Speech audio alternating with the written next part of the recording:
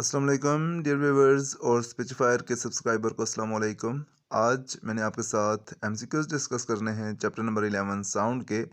मैं हूं आपके साथ मोहम्मद उमैर राजा और आप लोग से रिक्वेस्ट ये कर रहा हूं कि आप लोग अगर इस चैनल पे नए हैं तो सब्सक्राइब करें चैनल को, बेल आइकन को भी हिट करें ताकि कोई भी वीडियो तो आपको सबसे पहले मिल सके। अच्छा, आज हमने बात करनी है एमसीक्यूज की और पहला एमसीक्यू आपको नज़र आ रहा है चैप्टर नंबर 11 का। इसमें आपसे क्या कह रहा है कि which is not true for sound. Sound के बारे में क्या चीज़ ठीक नहीं है, इन चार ऑप्शन में से आपने बताना है।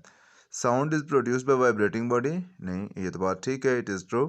Sound travels due to variation of pressure in air, बिल्कुल ऐसा ही है क्योंकि कंप्रेशन रेयरफेक्शन की वजह से ट्रांसफर होता है साउंड वेव, तो एयर प्रेशर डेफिनेटली चेंज होता है। थर्ड कह रहा है कि sound transfers energy along with matter of medium, नहीं नहीं नहीं नहीं, ये गलत बात है क्योंकि साउंड जो वो वेव की फॉर्म में ट्रैवल करता है, वो मीडियम के साथ ट्रैवल नहीं करता, तो ये वाला ऑप्शन गलत हो जाता है। और लास्ट वाला ऑप्शन भी ठीक है कि sound is compressional and longitudinal wave, तो ये बिल्कुल, बाकी सारे ऑप्शन ठीक हैं। सी वाला ऑप्शन गलत है। इसको हम क्या लिखते हैं कि the thing not true about sound is that sound transfers energy along with matter of medium, so answer C है इसका, ऑप्शन सी राइट आंसर।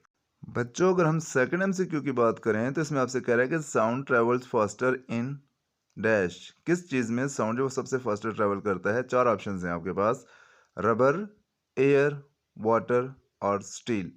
तो डेफिनेटली आप क्या समझते हैं कौन सा ऑप्शन होगा?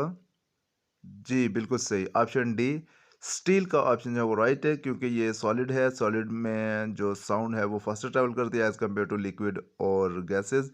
रबर है या एयर है या वाटर है, इन सब में speed of sound comparatively slow होगी और स्टील में स्पीड ऑफ साउंड ज़्यादा होगी क्योंकि उसके पार्टिकल्स जो है वो करीब करीब सेपरेटेड होते हैं, आई मीन करीब करीब लोकेटेड होते हैं, वो ज़्यादा दूर नहीं होते। इस वजह से वाइब्रेशन जो वो इजीली साउंड को एक एंड से दूसरे एंड तक पहुंचाने में हेल्प करती है। सो इसका ऑप्शन डी जो है वो राइट ऑप्शन है, स्टील। यहाँ पे भी आप देख लें कि steel is a solid material with smaller intermolecular spaces having greater speed of sound, ये इसकी वजह है। और इसका जो आंसर है राइट वाला वो ऑप्शन डी है। अगर हम बात करें थर्ड एमसीक्यू की तो इसमें क्या आपसे पूछ रहा है कि कह रहा है कि speed of sound in air at 0 degree Celsius is 332 meter per second, what is the speed in vacuum. कि वैक्यूम में इसकी स्पीड क्या होगी अगर 0 डिग्री सेल्सियस पे speed of sound in air 332 है, तो वैक्यूम में इसकी स्पीड क्या होगी? Equal to 332 meter per second, greater than 332 meter per second, less than 332 meter per second या ज़ीरो।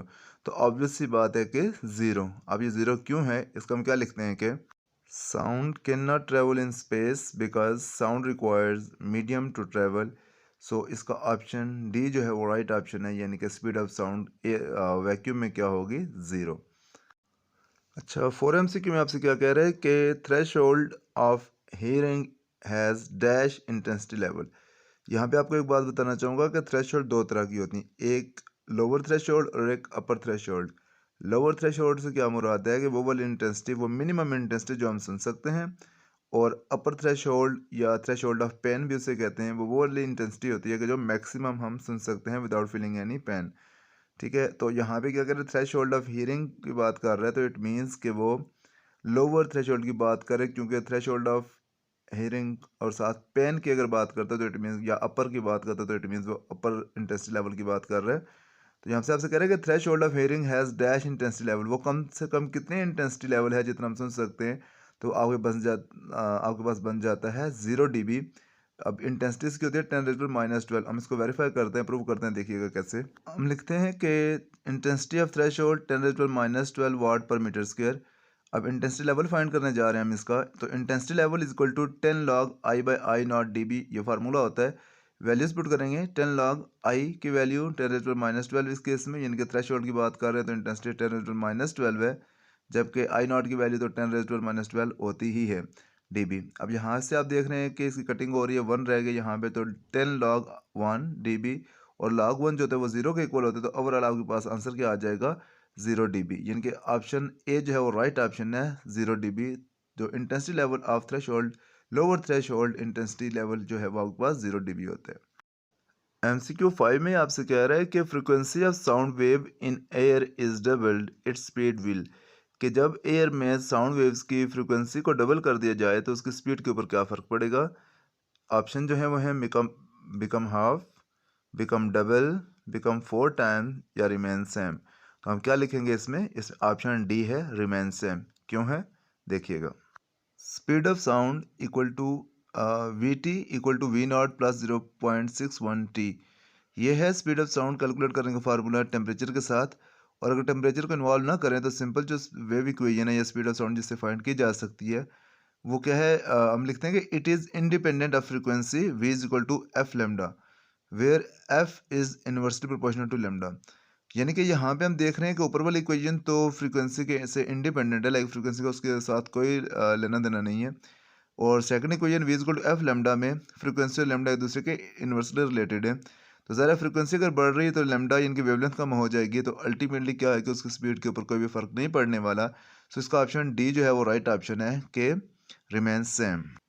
क्वेश्चन नंबर 6 में आपसे पूछ रहा है कि sounds having frequency dash are called infrasonic waves.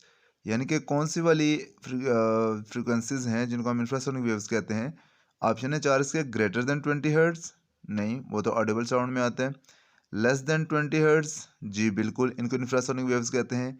20 hertz या 20 किलो हर्ट्ज, इनमें से जो राइट ऑप्शन है वो बी है, लेस देन 20 हर्ट्ज। आपके पास जो भी वेव्स जिनकी फ्रीक्वेंसी लेस देन 20 हर्ट्ज होती है उनको हम इंफ्रासोनिक कहते हैं, और जिनकी वेवलेंथ ग्रेटर देन 20,000 हर्ट्ज यानी कि 20 किलो हर्ट्ज होती है उनको हम अल्ट्रासोनिक वेव्स कहते हैं। तो यहाँ पे ऑप्शन बी आपके पास राइट ऑप्शन है। इसको आप यहाँ पे भी देख लें कि less than 20 hertz are called infrasonic waves. So इसमें ऑप्शन बी जो है वो आपके पास राइट ऑप्शन है। 7 की बात करते हैं कि minimum distance of a person from obstacle for sound to hear echo is, के बंदे से लेके जो बंदा साउंड प्रोड्यूस करे वहाँ से लेके जो ऑब्स्टेकल है जहाँ से साउंड वेव रिफ्लेक्ट हो रही है और बंदा इको सुन रहा है, बंदे और ऑब्स्टेकल यानी कि उस रुकावट के बीच में डिस्टेंस कम से कम कितना होना चाहिए कि आप क्लियर इको सुन सकें। तो 17 metre, 34 metre, 0.1 metre, any distance above 50 metre, नहीं जिसका राइट ऑप्शन है वो 17 मीटर है। अब ये किस तरीके से है इसको मैथमेटिकली देख लेते हैं ज़रा। जो इसका राइट ऑप्शन है वो है ए 17 मीटर। कैसे? As time of sensation of sound in brain is 0.1 second, यानी कि कोई भी साउंड आप सुनते हो तो उसकी जो सेंसेशन है उसकी जो असर है वो 0.1 सेकेंड तक आपके ब्रेन में रहता है। सो टाइम यहाँ पे आपके पास टी 0.1 सेकेंड है। Speed of sound in air approximately 340 metre per second होती है। डिस्टेंस एस आपने फाइंड करना है कि साउंड कितना टाइम लेगी रिफ्लेक्ट बैक होने में ताकि आप इको सुन सकें। सो हम लिखते हैं कि 2s equal to V multiply T. हालांकि ये फार्मूला आपके पास होता है s equal to V multiply T, लेकिन क्योंकि इस केस में जो साउंड है वो डबल डिस्टेंस ट्रैवल कर रही है फ्रॉम मैन टू ऑब्स्टेकल और ऑब्स्टेकल से मैन तक दोबारा डबल डिस्टेंस कवर कर, इसलिए हम 2s लिख देते हैं। सो जो वैल्यूज़ पुट करते हैं तो v की वैल्यू 340 और टाइम की वैल्यू 0.1, तो 34 मीटर आ जाता है, लेकिन 2s इक्वल टू 34 मीटर है। अगर आप s की वैल्यू निकालना चाहें तो डेफिनेटली 2 को राइट साइड पे ले जाएंगे तो डिवाइड हो जाएगा, तो 34/2 मीटर यानी कि 17 मीटर इसका राइट ऑप्शन होगा। सो ऑप्शन ए 17 मीटर इसका राइट ऑप्शन है। बात करते हैं 8th एमसीक्यू की, और इसमें आपसे क्या कह रहा है कि which of the following properties of wave is directly related with loudness of sound. Frequency नहीं, वेवलेंथ नहीं, स्पीड नहीं, एम्पलीट्यूड यस हाँ।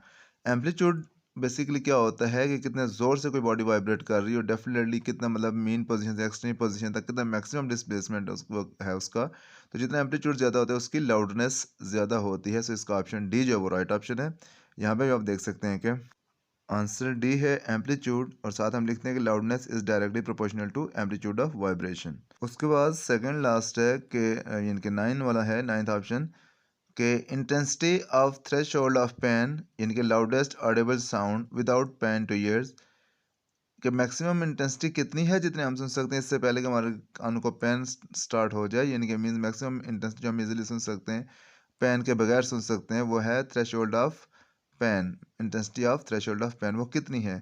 तो ये इंटेंसिटी की बात करें तो हम इसमें जो ऑप्शन है वो है 10⁻12 वाट पर मीटर स्क्वायर, नहीं ये तो स्मॉलेस्ट है। 10 वाट पर मीटर स्क्वायर, नहीं ये भी बहुत ज़्यादा हो जाती है। 10⁻12 वाट पर मीटर स्क्वायर, बिल्कुल भी नहीं। 1 watt per metre square, yes 1 watt per metre square जो है ये इसकी मैक्सिमम इंटेंसिटी जो हम इजीली सुन सकते हैं कानों में पेन हुए बगैर। ज़रा अगर हम इंटेंसिटी की बात करते हैं तो ऑप्शन डी जो है वो 1 वाट पर मीटर स्क्वायर ये राइट ऑप्शन है। लेकिन हम यहाँ पे देखना चाहेंगे कि अगर इंटेंसिटी लेवल फाइंड करें, लेट्स से कि वो मैक्सिमम आवाज़ जो हम सुन सकते हैं उसका इंटेंसिटी लेवल क्या होगा, तो हम लिखते हैं intensity of threshold of pain I equal to 1 watt per metre square. Intensity level of threshold of pain formula लगाएंगे 10 log I by I naught D B. Values put करेंगे, जो जहाँ पे कटिंग वगैरह हो रही है उसको कटिंग कर देंगे या इसको अरेंज करके अल्टीमेट आपके पास जो आंसर रहेगा वो 120 dB होगा। लेकिन ये रिक्वायर्ड नहीं था, इस केस में सिर्फ आपसे इंटेंसिटी पूछ रहा था, तो वो 1 वाट पर मीटर स्क्वायर, यानी कि ऑप्शन डी जो वो राइट ऑप्शन है। लास्ट एमसीक्यू की बात कर रहे हैं और उसमें कह रहे हैं कि silent whistle is use to train dog. When trainer blow the whistle human beings do not hear it but dogs do listen. It's possible frequency is कि साइलेंट विसल जो होती है, जो ह्यूमन बीइंग के लिए इनऑडिबल होती है, वो नहीं सुन सकते, लेकिन डॉग्स को सुन सकते हैं, और ट्रेनर जो डॉग को ट्रेन करते हैं वो यूज़ करते हैं साइलेंट विसल का। तो इसकी फ्रीक्वेंसी कितनी होनी चाहिए या कितनी हो सकती है? ऑप्शन ए है फ्रीक्वेंसी ग्रेटर देन 20 हर्ट्ज। नहीं, अगर ये होती तो हम सुन सकते थे, ज़ाहिर है। अगर एफ लेस देन 20 हर्ट्ज, ये हम सुन नहीं सकते, लेकिन ये तो इंफ्रासोनिक वेव्स में चली जाती हैं। और लेस देन 20,000 हर्ट्ज, बिल्कुल नहीं, क्योंकि ये भी हमारे लिए ऑडिबल है। तो लास्ट ऑप्शन है ग्रेटर देन 20,000 हर्ट्ज। बिल्कुल, ये वो फ्रीक्वेंसी है जो हमारे लिए इनऑडिबल हो जाती है, लेकिन डॉग्स की जो हियरिंग फ्रीक्वेंसी है वो ह्यूमन से ज़्यादा होती है। सो वो 20,000 हर्ट्ज से ज़्यादा की फ्रीक्वेंसीज भी सुन सकता है। सो इसका जो राइट ऑप्शन होगा वो डी होगा।